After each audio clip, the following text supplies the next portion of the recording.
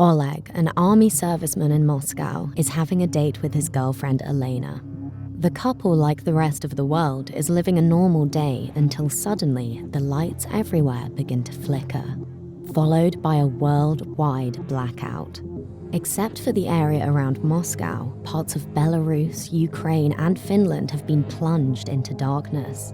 People in the white areas watch the news in awe as the reporter describes the situation in the rest of the world. Communication with the dark countries has been halted, leaving no immediate way to determine what the people of those areas are going through. People assume it was a terrorist attack, but no one knows for sure what caused the blackout. The areas with light are named the Circle of Life, while the dark area is named the Quarantine Zone. The government sends several drones into the quarantine zone, but they mysteriously disappear, leaving them no choice but to send an army to investigate. As soon as the soldiers arrive, they are met with a terrifying truth. Everyone in the quarantine zone died. As soon as they arrive, one team is inspecting an apartment. Someone attacks a soldier. The attacker flees after jumping off a tall building, indicating that not all living things are dead. A month passes in a similar fashion, but the government sees no progress in their research. They are still unaware of what caused the blackout and the deaths. All former troops, including the second protagonist, Yuri, are enlisted into study teams. He took a vacation from work to care for his dementia-stricken mother, but due to the draft, he is forced to leave her with the next-door neighbors, hoping she will be all right till he returns.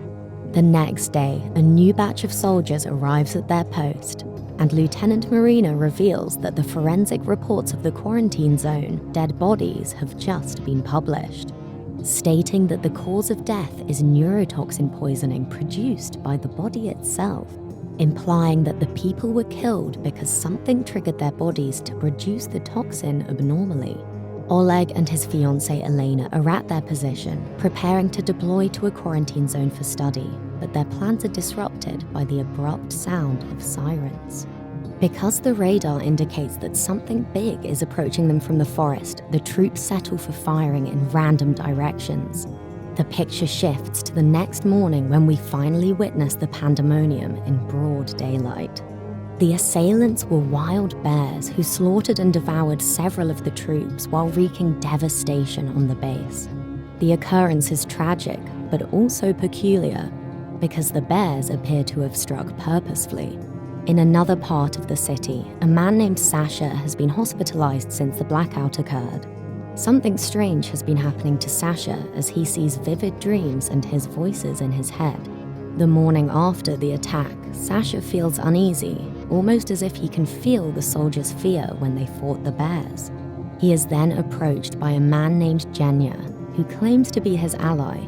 He reveals that many people are still alive in the quarantine zones, but are being controlled by someone. Sasha is also connected to their minds because he was at the border of the Circle of Life when the blackout occurred. This explains his dreams as well as the bear attack, which was an elaborate plan devised by the person controlling everything.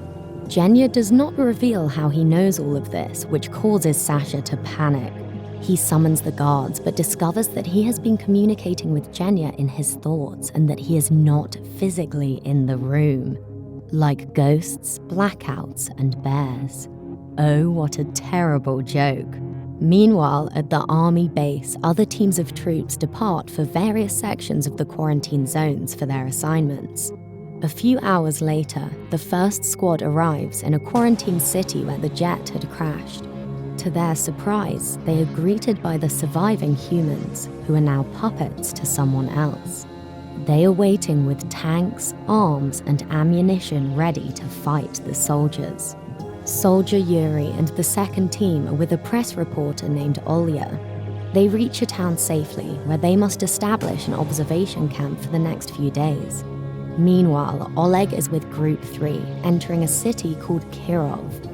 A few days pass, and the soldiers continue to keep watch in their respective areas, when one day a man named Eid approaches Sasha and reveals himself to be a humanoid alien. He wants to use Sasha's psychic abilities to find the perpetrator of the blackout, who is Eid's brother, Ra. Seems like Sasha is hallucinating again. The lieutenant catches sight of them and arrests them after he promises to explain everything he knows about the blackout. After a while, everyone is in the interrogation room waiting for Eid to speak. He begins by revealing that he and his people are natives of a planet in a different galaxy. They never age after reaching a certain age and cannot die of natural causes until someone kills them. When their planet's sun died, they had to relocate to a better one with a younger son. They chose the Earth and sent Eid and his brother Ra to Earth to make it ready by the time everyone else arrived. When Eid and Ra arrived on Earth, humans possessed psionic powers and could use telepathy and psychosis to create pyramids and other unexplained infrastructure.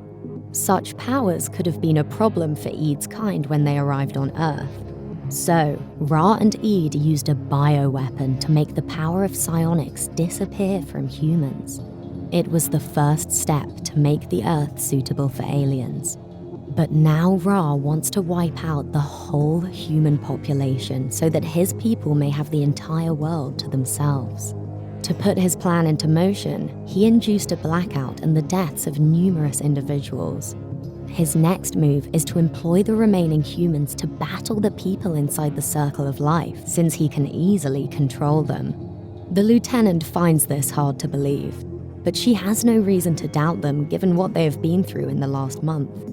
The most worrying aspect is that the aliens would arrive on Earth in 2 days, giving them only 48 hours to combat Ra. While the officials consider their next move, Oleg and his gang intercept a child attempting to gather food from a store. They initially feel sympathetic and help him, but when Ra takes control of the boy and makes him attack the soldiers, they are forced to shoot him down.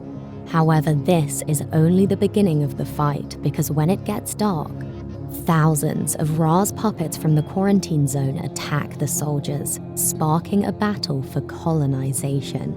Because Yuri and his squad are severely outnumbered, they send a flare signal to the base, requesting assistance. The commander prepares the men as the sky suddenly lights up due to flare signals coming from all directions. The number of soldiers is far from enough, making their loss appear inevitable. Now, their only hope is Eid, and thankfully he is eager to assist. Eid informs the lieutenant that they must locate Ra with the assistance of Sasha, and that only when his brother is stopped, then he will be able to control the people assaulting the troops. The lieutenant transports Eid to the army base, where they must find Sasha to assist him in locating Ra. Meanwhile, Yuri's unit is ambushed to the ground and his fellow troops are slaughtered one by one, leaving just 2 survivors, him and Olya. They must find another team in order to survive. As a result, they board a vehicle and travel to Oleg's crew. Eid is assisting Sasha in focusing so they can find out where Ra is. Sasha eventually spots him on top of a tower in Kirov, commanding the human puppets. It is where Oleg is stationed and where Olya and Yuri are heading. Eid and the crew are about to leave when they learn that the puppets have attacked the Circle of Life as well. Without further ado, the lieutenant and her men depart toward Kirov. Sasha is asked to stay at the base because his life must not be jeopardized on their way to Kirov. Eid reveals that he doesn't care about Sasha's life and that he asked the guy to stay back because Ra could track his location, which would mean trouble for all of them if Ra finds Sasha. At the same time, several missiles are being launched at the base as he predicted. The troops battle valiantly, but finally, the entire base is destroyed and everyone inside is dead. The lieutenant loses her head and blames Eid for the deaths of her people. On the other hand, Eid argues that this was the only way they could flee Ra without his growing suspicion. The soldier's death was unavoidable and, to be honest, required in order to rescue mankind. The next morning, Yuri and Olya find Oleg's team and the lieutenant and her group join the soldiers. They are told everything about Eid and the attack on the Circle of Life. which means they are the only humans alive on Earth, and they must stop Ra to save humanity. They don't waste any time getting to the villain's building, but on the way, their tanks are ambushed by a vast mob of human puppets. One man hops on an explosive-laden vehicle and starts the combat. The troops remain inside the tank and shoot at the throng in front of them. They do not stop, so that the enemy does not have the opportunity to climb the tanks and finally reach the tower. The commander and his soldiers decide to remain at the bottom of the building to deflect the enemy while the others climb upstairs in a final showdown. Yuri and Eid come face to face with Ra. Yuri runs to attack him, but Ra is much stronger. So he instead faces a better opponent, his brother Eid. Meanwhile, the commander is struggling to keep the puppets at bay, and after most of his soldiers have died, they are attacked by a vehicle loaded with explosives, causing an explosion that kills all the soldiers. The puppets are now free to enter the building to their master's aid, and Ra figures out what is going on downstairs, but it distracts him, allowing Eid to land a fatal attack. He pulls a device from Ra's chest and inserts a grenade into it, killing his brother. After his death, Eid has complete control of the puppets and murders them all at once, leaving just Yuri, Oleg, the lieutenant, Olya, Elena, and Genya alive. They do not feel the thrill of triumph, since there are billions of dead bodies all around them. Eid ultimately confesses that humans are illogical animals, devoid of love and compassion. Even when shown kindness, they will choose a path of violence one day or another, which is why Ra desired to eradicate them as a species and assure the protection of his kind. They've clearly demonstrated that they're not violent at all, but Eid has a different motive. He wants to be God and craves absolute power.